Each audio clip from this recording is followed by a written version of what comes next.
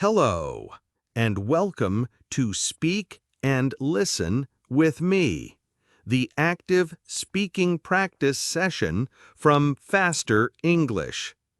Today, we are not just going to listen, we are going to speak. The goal of this video is to build your confidence by practicing essential, everyday phrases out loud. Here is how it will work. I will say a phrase, and then there will be a moment of silence for you to repeat it. Please speak aloud. Don't be shy. Even if you make a mistake, the important thing is to practice. Ready? We will practice 3 common scenarios. First, how to express that you like or dislike something. Then, how to communicate in a store. And third, how to order in a restaurant. Let's begin. Faster English. Let's talk about expressing what you like and dislike. This is something we do every day, with friends, with family, at work. For example, people often ask me about my hobbies. I'm a big fan of classic rock music, and I really like Italian food, especially pasta. But to be honest, horror movies are not really my thing. I prefer comedies. Now, let's break down what I just did. I used specific phrases to show how I feel. This is very important for a natural conversation. When I said, I'm a big fan of classic rock, this is a useful phrase because it shows strong, positive emotion. It's more powerful and friendly than just saying, I like it. Then, for my dislike, I said, horror movies are not really my thing. This is an excellent phrase. It is a very polite and indirect way to say you don't like something. Saying, I hate horror movies can sometimes sound too strong or rude, so it's not really my thing is a perfect, softer alternative. Finally, I said, I prefer comedies. The word prefer is extremely useful because it allows you to compare two things and state your choice clearly. Now that you understand the utility of these phrases, let's practice them. Imagine your friend asks for your opinion on a new song. You can say, I really like it. I love it. It's amazing. It's pretty good. I'm a big fan of this band. I'm really into this kind of music. Now let's practice the polite ways to say you don't like something. It's not really my thing. I'm not crazy about it. To be honest, I don't like it very much. It's okay, but it's not my favorite. I'm not a fan of this style. Great! Now let's practice with variations. You can use these structures for any topic. Repeat after me. I'm a big fan of science fiction movies. I'm a big fan of playing soccer on weekends. I'm really into learning new languages. Perfect. Now, let's practice all the phrases from this scenario one more time. The pause will be shorter. Try to keep up. This is shadowing. Let's go. I really like it. I love it. It's amazing. It's pretty good.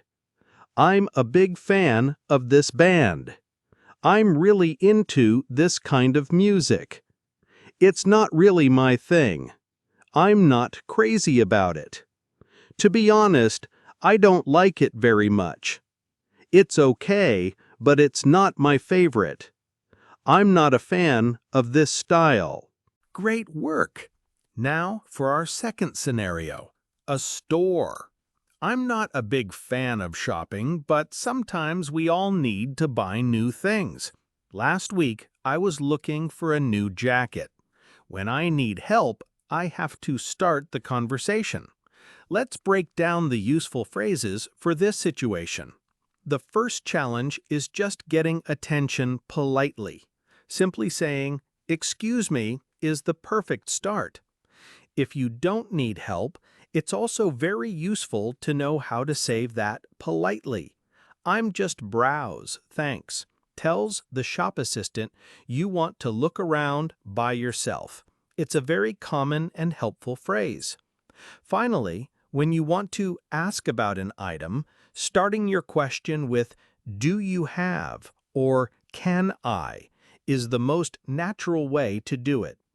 Let's practice these essential phrases now. Excuse me, can you help me? I'm just browse, thanks. I'm looking for a key shirt. Can I try this on?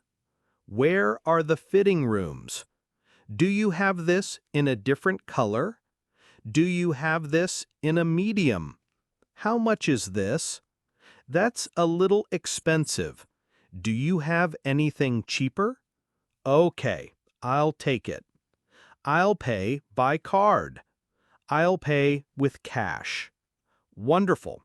Now for the variations. You can change "I'm looking for" to "find anything." Let's practice.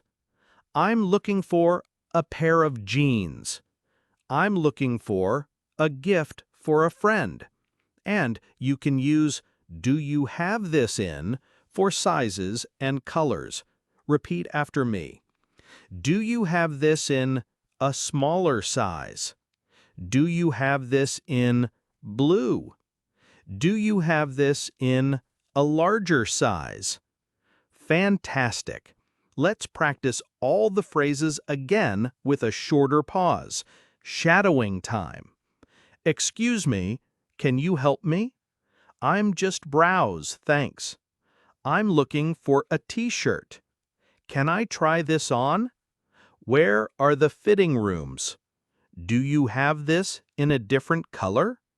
Do you have this in a medium? How much is this? That's a little expensive. Do you have anything cheaper? Okay, I'll take it.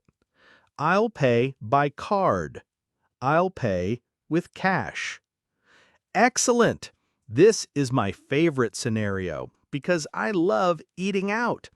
For our final scenario, you are at a restaurant. Let's break down the utility here. Ordering in a restaurant follows a sequence. First, getting a table. "A table for two, please," is simple and direct. When you want to order your food, the most natural and common phrase is "I'll have." It's short for "I will have." It's more common than saying "I want." And finally, when you're ready to leave, you need to ask for the check. "Can I have the bill, please?" is the most polite way to do it. Now, let's practice these key phrases and more. "A table for two, please."